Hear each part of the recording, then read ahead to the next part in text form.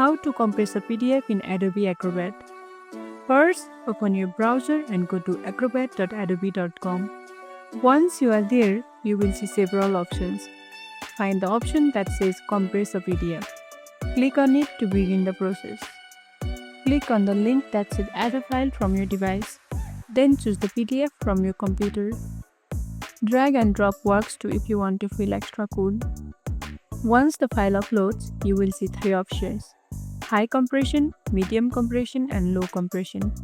High compression lets you have the smallest file size but lower image quality. And low compression lets you have the light trim but best quality. And medium compression is the balance of both. Pick the one that works for you. I usually go with medium compression. It keeps things looking good while still cutting down the size.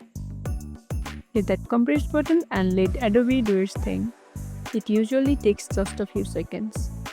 Once it's done, click download and boom, your smaller PDF is ready to go. No watermarks, no stress, no drama.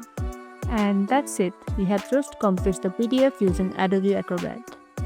If this tutorial helped, don't forget to like, subscribe and tap the bell icon so you never miss an update. See you in the next one.